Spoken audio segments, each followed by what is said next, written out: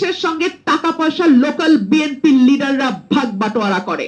ব্রাহ্মণবাড়িয়াতে আওয়ামী লীগ একটা মিছিল করেছে। আমি খবর নিয়ে দেখলাম সেই মামলায় 150-এর উপরে আসামি করা হয়েছে। মিছিলে ছিলই 15 থেকে 20 জন। এই আসামি কেন করা হয়েছে জানেন? বাণিজ্য করার জন্য।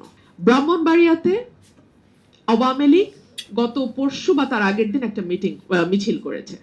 ম্যাক্সিমাম 15 থেকে 20 জন মিছিল করেছে। তাদের প্রত্যেকের মুখে মাস্ক পরা ছিল, সো এবং মাথায় ক্যাপ পরা। মাস্ক এবং ক্যাপ যখন পরা থাকে তখন কারো চেহারা আইডেন্টিফাই করা ইজ এক্সট্রিমলি ডিফিকাল্ট।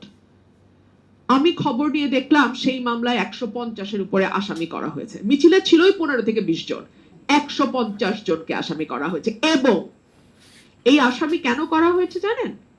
বাণিজ্য করার জন্য। বাণিজ্য করার জন্য ভয় দেখানো হয় ফোন দিয়ে, নাম কিন্তু দিয়ে দিব টাকা না দিলে, এত টাকা দিতে হবে। এবং লোকাল বিএনপি লিডারদের পুলিশের সঙ্গে ডাইরেক্ট কানেকশন থাকে।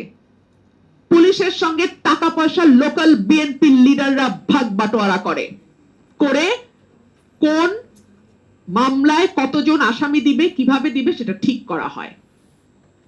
বিএনপি যখন অপোজিশনে ছিল তখন গায়েবী মামলা দেয়া হতো। আমরা বলতাম গায়েবী মামলা, ঘোস্ট কেস।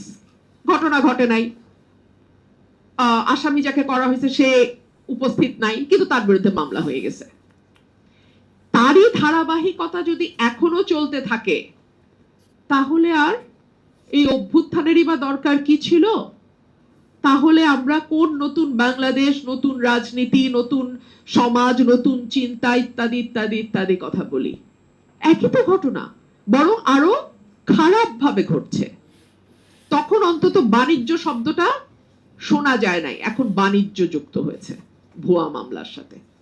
সো এই যখন আমাদের মানবাধিকারের পরিস্থিতি, তখন এরকম একটি সংগঠন, এবং আমি আশা করব এবং আমি অনুরোধ করব আমার সহকর্মী এবং আমার বন্ধু ব্যারিস্টার শামীম হায়দার পাটোয়ারীকে যে কোনোভাবেই এই সংগঠনটিকে আপনি পলিটিক্যাল হতে দেবেন না।